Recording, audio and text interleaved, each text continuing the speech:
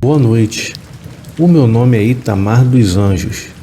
Moro em Diadema, na Grande São Paulo. Mas não sou paulista de nascimento, talvez de coração. Mas na verdade, eu sou nascido e criado no município de Saboeiro, interior do Ceará. Eu morei na minha cidade até os meus 19 anos de idade. Até que no ano de 1997 eu vim para a capital paulista em busca de melhores oportunidades de trabalho. Assim que eu cheguei, eu consegui um emprego e 2 anos depois eu voltei para visitar os meus pais e amigos que ainda moravam na minha cidade. E foi durante a viagem de férias que eu e 2 primos tivemos uma experiência inacreditável com o sobrenatural. Era dezembro de 1999. Saímos de férias e a nossa viagem já estava planejada. Naquela época, eu tinha um carro Escort. Como eu precisava viajar para longe, o meu irmão me emprestou o carro dele. O carro era um Palio Weekend, que era maior e mais confortável e apropriado para viagens longas.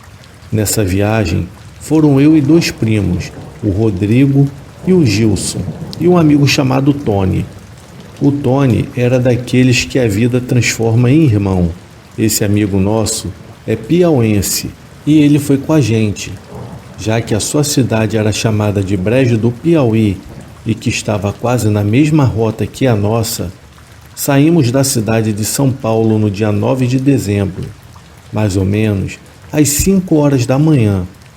Viajamos fazendo poucas paradas, apenas para refeições e para tomar banho, pois nós 4 nos revezávamos no volante.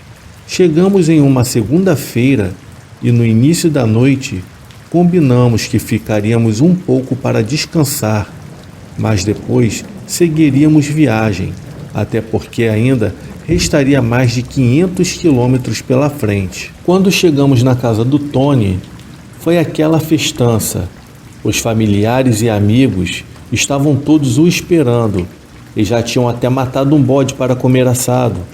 Nesse caso, resolvemos ficar na cidade e passar a noite por lá, para só seguirmos viagem no dia seguinte.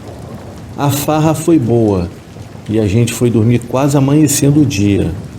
E quando acordamos, o almoço já estava pronto e a gente foi ficando. Achamos melhor viajar mais tarde, por volta das 10 horas da noite. Assim que a noite caiu, o Tony nos chamou para irmos em um barzinho do amigo dele chamado Joel. Ao chegarmos no tal barzinho, encontramos esse tal amigo dele, que se tornou nosso amigo também. E com ele havia algumas garotas. Entre elas, havia uma em especial que se chamava Flávia. Como na cidade fazia muito calor, decidimos colocar uma mesa com cadeiras na calçada do lado de fora do bar. Ficamos bebendo e conversando por um bom tempo. O bom disso era que o meu primo Gilson não estava bebendo, ele ficava só na água e no refrigerante. E com isso, ele poderia dirigir tranquilamente. Assim, eu e o Rodrigo poderíamos beber sem culpa. Quando olhamos no relógio, já se passavam das 8 horas da noite, quando de repente ouvimos um som de uma buzina de um caminhão que estava em alta velocidade. Ele entrou na curva que ficava a 15 metros da gente. Porém, o motorista parou o caminhão no final da rua e veio andando em nossa direção. Ele parou na frente do bar em que estávamos por alguns segundos. Foi então que Nicásio, um dos amigos do Tony, que estava em uma mesa próxima à nossa, gritou: "Tu tá doido? Perdeu o juízo?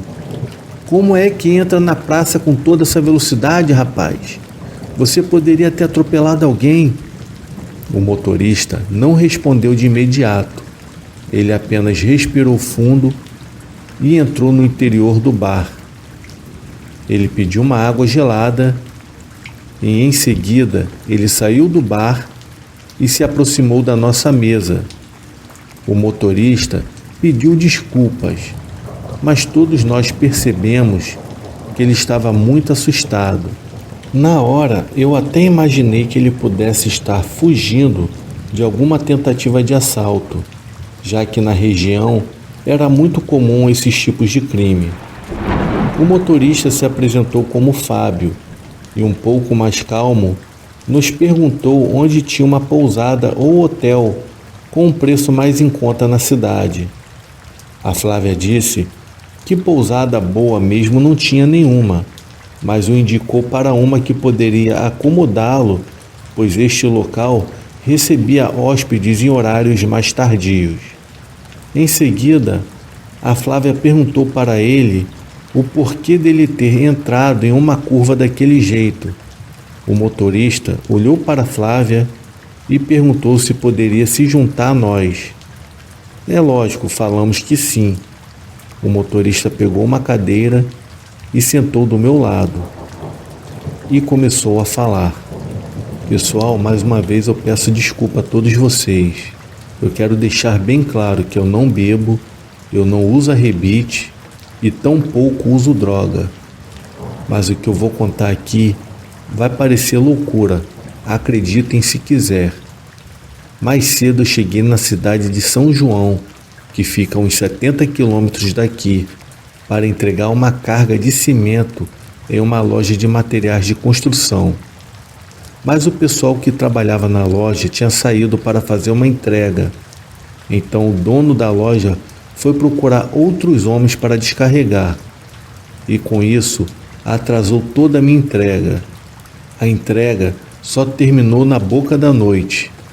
Como já estava tudo atrasado, eu fui até uma pousadinha, tomei um banho e jantei. E nisso já era mais de 7 horas da noite. Só que eu ainda tinha mais uma entrega para fazer em Uruçuí, que fica mais acima. Eu precisava viajar à noite para amanhã cedo entregar o cimento. E depois que eu saí da cidade e rodar por 30 quilômetros, eu encontrei um homem parado na beira da estrada. Ele estava bem vestido, usando uma roupa social e um chapéu do tipo Panamá. Como o bandido não tem cara, eu desconfiei e passei direto.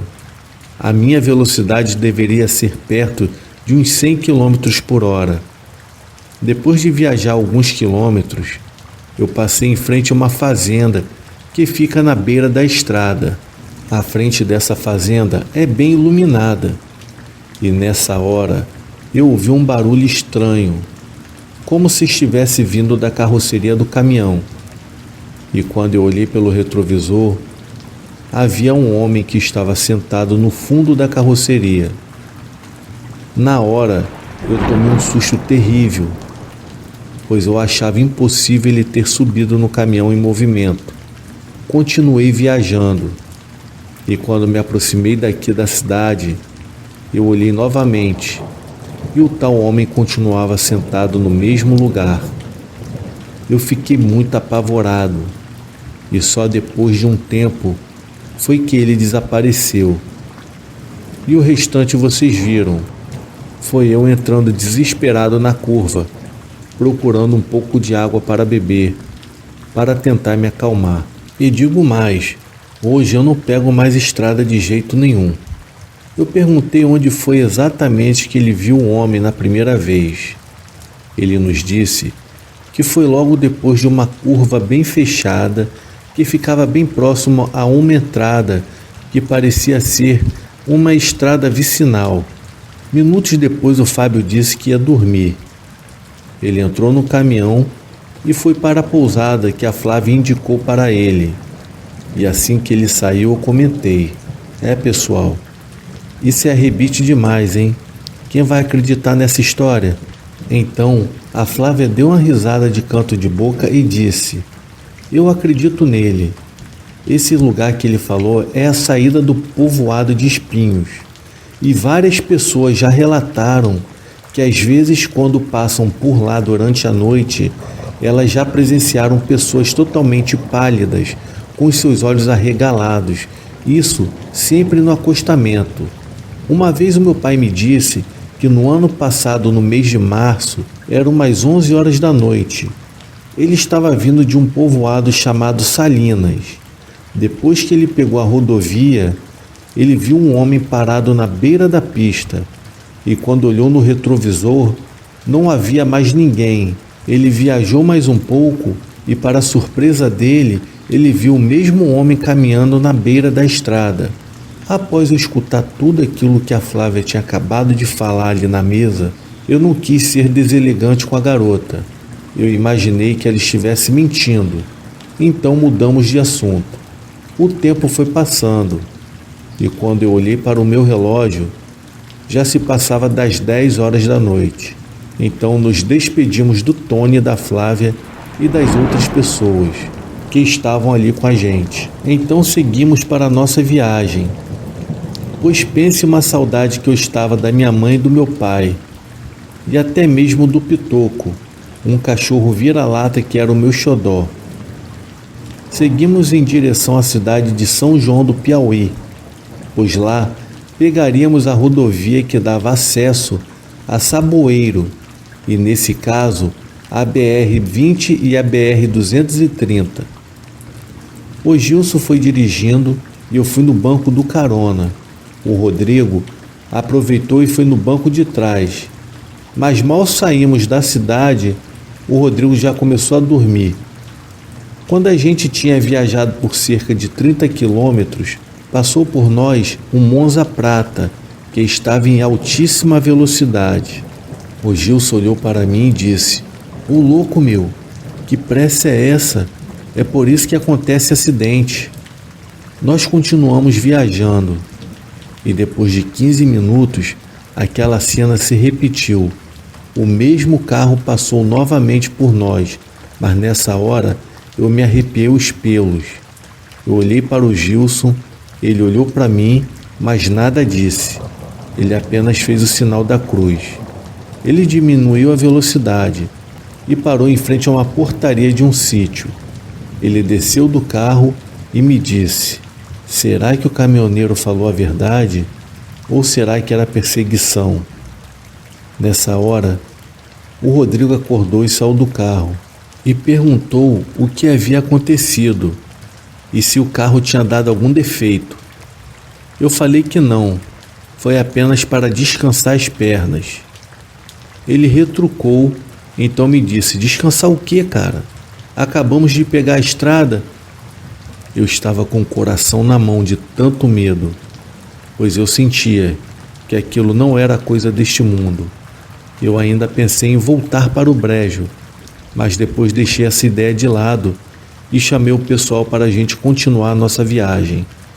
Voltamos para o veículo, seguimos adiante, porém não viajamos 2 quilômetros e o mesmo Monza passou novamente pela gente, mas dessa vez ele passou direto em uma curva e só ouvimos um estrondo, como se fosse um acidente. Aquilo foi surreal. O Gilson não conseguiu dirigir, pois as pernas tremiam muito. Ele parou o carro novamente. O Rodrigo falou que ia ajudar as pessoas. Confesso que fiquei atônico. E quando o Gilson parou o carro novamente e vimos uma mulher andando em nossa direção, ela parecia bem ferida, com hematomas e sangue na roupa. Eu não sabia o que fazer enquanto ela pedia socorro e gritando desesperadamente. Foi nessa hora que o Rodrigo correu para tentar ajudar e seguiu a mulher até a curva, onde o carro tinha passado direto e se chocado em uma árvore. Eu e o Gilson fomos também, e no local do acidente, quando chegamos, vimos um Monza todo retorcido e um homem bem vestido ao volante, preso nas ferragens. A mulher pediu para ajudá-los, mas com a luz da lanterna eu percebi algo que me fez ficar com mais medo ainda, pois o carro estava entre a cerca de arames e a árvore.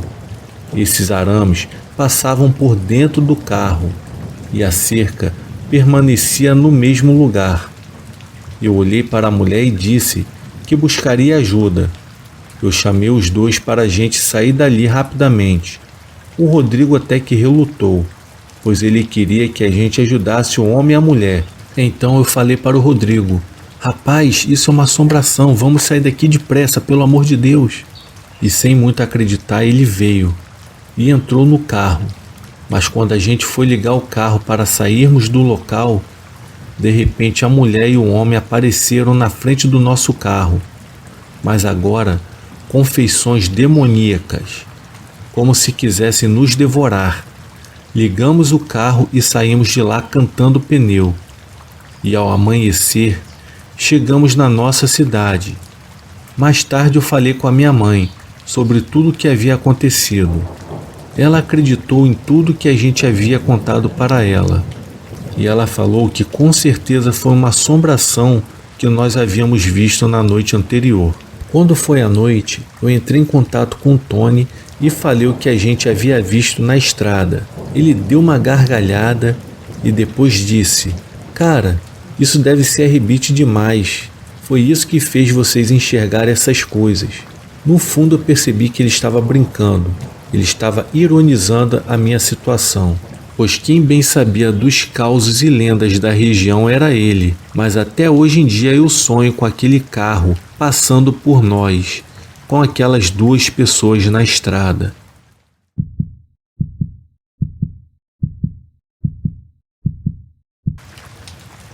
Em junho de 2012, quando eu tinha apenas 13 anos de idade, a minha mãe precisou viajar para São Paulo. Então ficou eu, meu irmão gêmeo e o meu pai em casa. Éramos apenas nós 4 na casa, mas como a minha mãe estava viajando, ficou apenas nós 3. Morávamos em uma roça em Montes Claros, Minas Gerais. E certa vez, em uma noite, lembro-me que era uma quinta-feira à noite, e do nada começamos a ouvir um som, como se tivesse algum animal se arrastando na garagem. A garagem ficava ao lado do quarto, no qual eu e meu irmão dividíamos. Na hora eu pensei que fosse um cachorro. Então eu abri a janela do nosso quarto para ver o que é que estava fazendo aquele barulho. E não consegui visualizar nada de anormal. O barulho tinha cessado. Então fechei novamente a janela do nosso quarto e poucos segundos depois, aquele mesmo barulho começou. Aquele som de algo se arrastando. Então eu abri a janela pela segunda vez e desta vez eu olhei para fora com a intenção de descobrir logo de uma vez por todas o que estava gerando aquele som estranho. Fiquei com a janela aberta por mais um tempo e percebi uma coisa, que assim que eu abri a janela, o som instantaneamente acabava, e quando eu voltava a me deitar, aquele mesmo som começava. Então comentei com o meu pai, e o mesmo me falou: "Ô Giga, isso não é cachorro não, meu filho." Eu estava meio que desconfiado daquilo. Então meu irmão se levantou de sua cama para saber o que estava acontecendo, pois o barulho de abrir e fechar a janela, junto do barulho de algo se arrastando, o fez perder o sono. Eu aproveitei em que todos estavam acordados e rapidamente peguei a lanterna e fui abrir a porta da sala para olhar o que era. Mas o meu pai gritou e disse: "Não abra esta porta, pelo amor de Deus." Eu fiquei bem intrigado com aquilo e eu questionei o porquê de não abrir a porta da sala. Então, papai nos explicou que quando se trata de algo que a gente não conhece, e principalmente se for algo sobrenatural, não se deve ir olhar, pois aquilo pode nos trazer muitos danos à nossa vida. Eu e o meu irmão ficamos insistindo para o nosso pai nos deixar ir ver o que era aquilo. Lembro-me bem do meu pai dizendo: "Podem ir olhar se quiserem, mas depois que aparecer neguinho sendo assombrado, não me vem falar que não avisei." Então apagamos as luzes como sempre fazíamos antes para dormir. Na verdade, todas as luzes da casa eram apagadas e voltamos a deitar. Mas por incrível que pareça, Apenas quando encostei a minha cabeça no travesseiro para dormir, é que começava o barulho de algo se arrastando novamente. Então, o barulho se tornou mais intenso e pior, pois além do barulho de algo se arrastando, havia também um barulho de pá sendo batida contra algum galão. Aquele barulho foi se prolongando por um bom tempo e logo percebemos que não iria dar para dormir daquele jeito. O nosso pai, vendo toda aquela situação embaraçosa, nos pediu para que fôssemos para o quarto dele. Feito isso, o barulho parou e aos poucos fomos pegando no sono, até que felizmente conseguimos dormir. Quando foi no dia seguinte, eu fui até a garagem e não havia nada lá. A única coisa que tinha lá perto era uma pá e um galãozinho com alguns entulhos. Então eu peguei a pá e comecei a bater no galão e vi que reproduzia exatamente o mesmo barulho da noite anterior. Então eu peguei tanto a pá quanto o galãozinho e guardei ambos em um quartinho de ferramentas que tinha lá no fundo da nossa casa. Isso foi uma sexta-feira e quando chegou a noite e na hora de irmos dormir, aquele mesmo barulho da noite anterior havia começado do mesmo jeito. O barulho era de arrastar, porém desta vez o barulho de batida era como se fosse de uma madeira em uma lata de tinta vazia. Era igualzinho.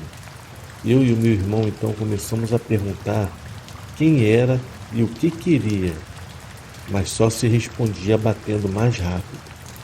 Logo já percebemos que era igual à noite anterior, que se ficássemos ali, não conseguiríamos dormir. Então meu pai falou que fôssemos para o quarto dele antes que a coisa piorasse, repetindo assim o pedido do nosso pai da noite anterior, com que tivéssemos uma boa noite de sono. Chegando no dia seguinte, já no sábado, meu pai nos disse assim logo pela manhã: essa noite vamos trazer as camas de vocês para o meu quarto, pois vocês irão dormir aqui, pois esta coisa só faz barulho quando vocês estão no quarto de vocês. E se por acaso o barulho começar com vocês aqui no meu quarto, nós três tentaremos ver o que é que está fazendo esse barulho. Ficamos um pouco assustados, pois na verdade eu estava ficando com um pouco de medo. E por incrível que pareça, quando deitamos direto no quarto do nosso pai, não aconteceu nada, não houve barulho algum. Então ficamos dormindo no quarto do nosso pai junto dele, até que minha mãe chegasse. Depois que ela chegou, fomos dormir no nosso quarto e nunca mais se ouviu barulho algum na garagem. Hoje eu já tenho 22 anos, ou seja, já se passaram 9 anos e eu me lembro perfeitamente disso, como se fosse esses dias. E se fosse hoje, eu iria olhar o que era aquilo.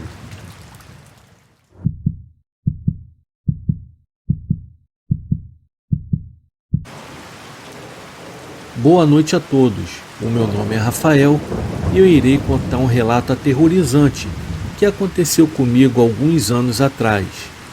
Mas antes eu quero falar de como é o meu biotipo, para que vocês possam fazer uma comparação entre eu e a criatura que eu vi e vejam como ela era totalmente poderosa.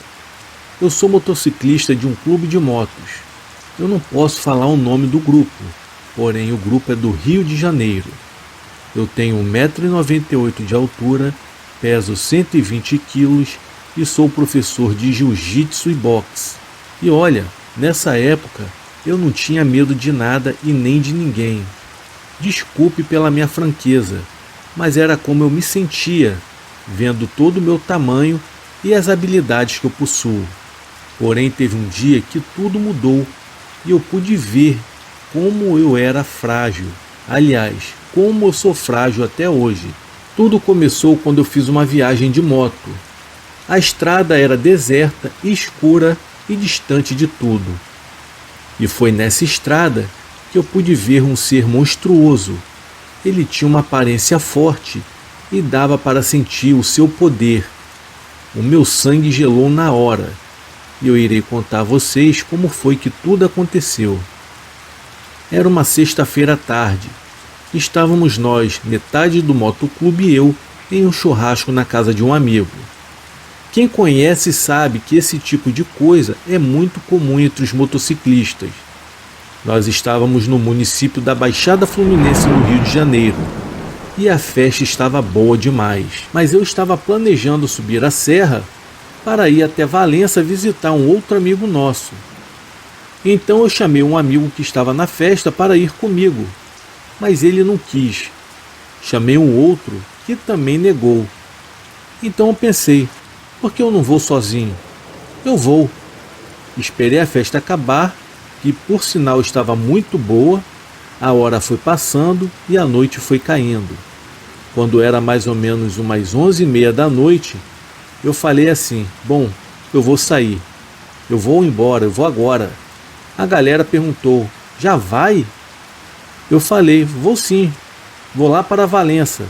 Foi então que todos retrucaram. Você vai sozinho a essa hora? Eu respondi, sim, vou. Foi então que eles falaram, olha cara, não é perigoso você ir sozinho para lá essa hora? Foi então que eu falei, que nada, quem que vai mexer comigo? Eu vou é agora. E eu fui. Preparei a moto, averiguei tudo nela, estava tudo tinindo, era uma moto Super Teneré 750 cilindradas. Ela era grande e linda, só uma moto desse porte para me carregar, pois são 120 quilos, e não é brincadeira. Pessoal, eu só quero deixar bem claro o meu tamanho, para que vocês possam fazer uma comparação depois. Quando a moto ficou totalmente lubrificada, toda revisada, eu parti para a estrada. A estrada estava a coisa mais linda à noite. O céu estava estrelado, não estava frio e nem calor. Estava um clima muito agradável para viajar de moto. Eu peguei a Dutra em direção à serra. Fui passando pela cidadezinha do caminho, uma mais bonita do que a outra. Eu fui subindo lá na frente. Quando começou a ficar mais deserto, a cidade começou a desaparecer e, consequentemente, pessoas também desapareceram. Não apareceram mais nada, nem as luzes dos postes, pois elas sumiram também. Só havia a luz da moto e mais nada. O céu ficou mais estrelado por causa da escuridão da estrada. Foi então que em uma curva eu quase atropelei de frente uma coisa que eu não sei se estava atravessando a pista ou se estava só parada ali, me esperando passar. Eu peguei de lado, meio que de raspão naquela coisa. Eu me desequilibrei e mais adiante caí de moto. Eu levantei um pouco tonto e fui pegando a minha moto. Eu fui colocando ela de pé. Eu olhei a moto e ela estava aparentemente tudo ok. E foi então que eu olhei para trás. E lá estava aquela criatura enorme. Eu acho que ela tinha mais ou menos uns 2,20 metros de altura. Eu falo isso com certeza porque, olha, eu me senti pequeno comparado àquilo. A aparência era de muito forte. Quando esbarrei naquele monstro, parecia que eu tinha batido em algum muro de concreto. Ele parecia um tipo de urso ou cachorro, só que muito grande mesmo e muito peludo, na parte de cima e menos na parte de baixo. Ele tinha um cheiro ruim e dava para sentir dali. Ele estava em pé me olhando. O seu olhar estava penetrante. Os seus olhos eram grandes e muito amarelado, um amarelo muito forte. Ao ver aquilo, eu senti um medo enorme, um medo que eu nunca havia sentido antes em minha vida. E olha que eu estou acostumado com lutas difíceis e muitas das vezes sangrentas. Então, depois de observar bem aquela criatura, eu peguei rapidamente a minha moto e a liguei e fui saindo devagar, como se diz, de fininho. E quando eu olhei para trás, eu pude ver que aquele ser estava correndo agora atrás de mim. Eu tomei um susto tão grande que eu acelerei a moto o mais rápido que eu pude. Enquanto a moto estava desenvolvendo a sua velocidade, eu podia escutar os barulhos das patas daquele animal batendo no asfalto. Eu olhava pelo retrovisor, mas não dava para ver direito. porque ele não corria em linha reta. Ele ficava zigue-zagueando pela pista, até que eu olhei para trás e não vi mais nada. Mas eu percebi que tinha um movimento na mata ao lado. Foi então que eu vi que agora ele estava correndo por dentro da mata, pois ele queria me pegar de surpresa. Foi então que eu decidi acelerar ainda mais a moto, até que eu pude perceber que não tinha como aquilo correr mais do que uma moto. Quando eu dei por conta, eu já estava chegando na cidade de Valença. Respirei aliviado e vi que eu não estava mais sendo seguido por aquilo. Eu cheguei ao ponto de agradecer a Deus em voz alta e em seguida eu corri para a casa do meu amigo. Chegando lá, eu bati na porta da casa dele desesperadamente. Ele abriu assustado e me perguntou: "O que houve, cara? Por que você está assim? Ué, o que você está fazendo essa hora aqui na minha casa? Aliás, que horas são?" Em seguida, eu desesperado, falei com ele: "Meu irmão, pelo amor de Deus, deixa eu entrar. Eu preciso entrar para te falar uma coisa que aconteceu comigo na estrada agora. E você não vai acreditar." E não foi que quando eu falei para ele, ele não acreditou? Ele ficou rindo de mim, falando que eu com esse tamanho todo tinha que ficar inventando histórias de lobisomem. Ele riu e riu muito da minha pessoa. Depois que eu vi o meu amigo não acreditando no que eu havia dito a ele, e ele rindo da minha cara, eu comecei a me questionar. Será que não foi uma alucinação? Será que eu bebi demais para ter uma visagem dessas? Ou foi tudo real? Bom, no dia seguinte, na hora de ir embora, porque eu não queria ficar mais lá, eu fui pegar a moto e ver os estragos causados. Foi então que eu percebi que tinha alguns pelos na carenagem da minha moto. Os pelos eram grandes e bem grossos. Eu corri para chamar o meu amigo e ele veio assim meio que com um sorriso no canto de boca. E quando ele olhou, eu percebi que o sorriso dele havia sumido do rosto. Eu vi ali que ele começou a acreditar em mim mais um pouco e disse uma frase que eu nunca irei esquecer. Ele disse assim: meu camarada, nesse mundo existem coisas que nós seres humanos desconhecemos, principalmente à noite. O mal realmente existe." Foi então que eu peguei a moto e me despedi dele e voltei para a minha cidade. Claro, voltei por um outro caminho e durante o dia. Essa foi a minha história. Agora eu só viajo com um motoclube junto. Sozinho, nunca mais. Nunca mais eu quero ter uma outra experiência assim.